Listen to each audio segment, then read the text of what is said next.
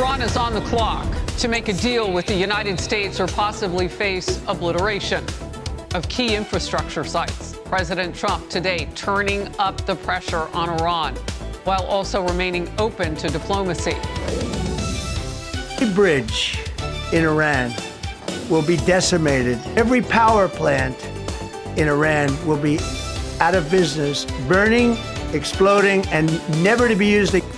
ሰላም ጤና ይስጥልን። ዛሬ ዓለምን ያስደነገጠ ዜና ሰምተናል። ፕሬዚዳንት ዶናልድ ትራምፕ ለኢራን የሰጡት መጨረሻ የጊዜ ገደብ ዛሬ ላይ ይጠናቀቃል። ትራምፕ በሰጡት እጅግ አስፈሪ መግለጫ ስልጣኔ ተመልሶ በመመጣበት ሁኔታ ያበቃለታል ብለዋል። ይህ ማስጠንቀቂያ በዓለም ፖለቲካና በኢኮኖሚ ላይ ምን አይነት ጥላ አጥልቷል? በሌላ በኩል በትግራይ ክልል ያለው ወቅታዊ ሁኔታና የሰላም ሂደቱ ምን ላይ ደረሰ? ምን ይመስላል የሚለውን ይዘን ቀርበናል።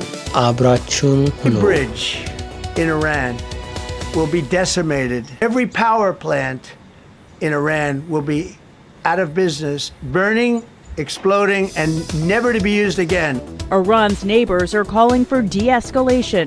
There are no winners. ትራምፕ ለኢራን ያስቀመጡት ቅድመ ሁኔታ ግልጽ ነው። ኢራን እጅ ካልሰጠች ወታደራዊ እርምጃ አይቀሬ መሆኑን ተናግረዋል። ትራምፕ እንዲህ ያሉ ጠንካራ ቃላትን መጠቀማቸው ዓለም ወደ ከፍተኛ ስጋት ውስጥ ጥሏል።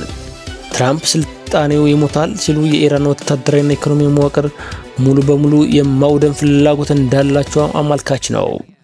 ዛሬ ላይ የሚጠናቀቀው ገደብ አሜሪካ ለዲፕሎማሲያዊ ንግግሯ በሯን መዝጋቷን ያሳያል። ይህ ውጥረት በቀጥታ የዓለም ነዳጅ መስመር ስለሚነካ በኢትዮጵያ ነዳጅ ዋጋ ላይ ከፍተኛ ጭማሪ ሊያመጣ እንደሚችል ስጋቶች አሉ።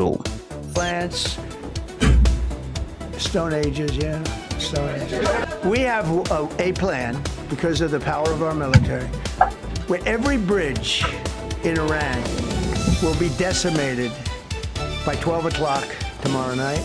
Where every power plant in Iran will be out of business, burning, exploding, and never to be used again. I mean, complete demolition by 12 o'clock.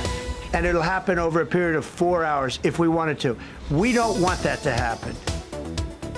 Brand new video now from Central Command shows our U.S. military firepower at work as part of Operation. ዛሬ ለሊት የሚወሰኑ ውሳኔዎች ለዓለም ሆነ ለሀገራችን ወሳኝ ነው። የትራምፕ ማስጠንቀቂያ ወደ ተግባር ከተቀየረ የዓለም ኢኮኖሚ ይናወጣል።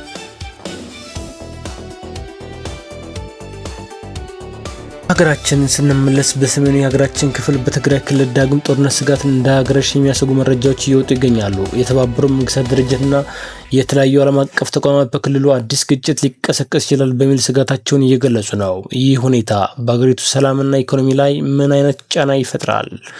ዝርዝሩን ይዘነዋል። አብራችሁን ቆዩ። ዓለም አቀፍ መገናኛ ብዙሃን ዘገባዎች ከሆነ ባለፉት ሳምንታት በክልሉ አዋሳኝ ቦታዎች ላይ የኃይል እንቅስቃሴ ተስተውሏል።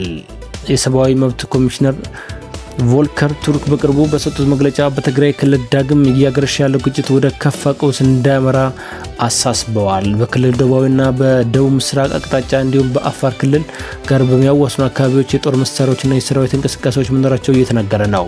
ይህ የፕሪቶሪያ ሰላም ስምምነት አደጋ ላይ እንዳይወድቅ ስጋት ፈጥሯል። ይህ ጦርነት ስጋት በክልሉ ላይ ብቻ ሳይሆን በመላ ሀገሪቱ ኢኮኖሚ ላይ ትልቅ ተጽዕኖ አለው። ቀደም ሲል የጠቀስነው የዓለም አቀፍ ነዳጅ ዋጋ ጭማሪ ባለበት ሁኔታ በክልሉ አዳዲስ ግጭት ከተከሰተ ትራንስፖርት መስመሮች ሊዘጉ እና የኑሮ ውድነት ሊባባስ ይችላል። በአሁኑ ወቅት ከ1 ሚሊዮን በላይ ተፈናቃዮች በትግራይ ክልል የሚገኙ ሲሆን አዲስ ጦርነት ከተቀሰቀሰ በሚሊዮኖች የሚቆጠሩ ዜጎች በተጨማሪ ስደትና ረሃብ ሊጋለጡ እንደሚችሉ ተገልጿል። ምንም እንኳን የፌደራል መንግስት ጦርነት አይኖርም የሚል መግለጫ ቢሰጥም በተለያዩ አካባቢዎች የሚታዩ አለመረጋጋቶች ትኩረት የሚሹ ናቸው። የሰላም ስምምነቱ ሙሉ በሙሉ ተፈጻሚ እንዲሆንና ሀገራችን ወደ ሌላ ፋት እንዳትገባ የሁሉም ወገኖች ቁርጠኝነት ይጠይቃል። ተመልካቾቻችን ይህ ስጋት ለመቀነስ ምን መደረግ አለበት ላላችሁ ሀሳባችሁን በኮሜንት ላይ ግለጹልን። ሰላም ለሀገራችን፣ ሰላም ለምድራችን።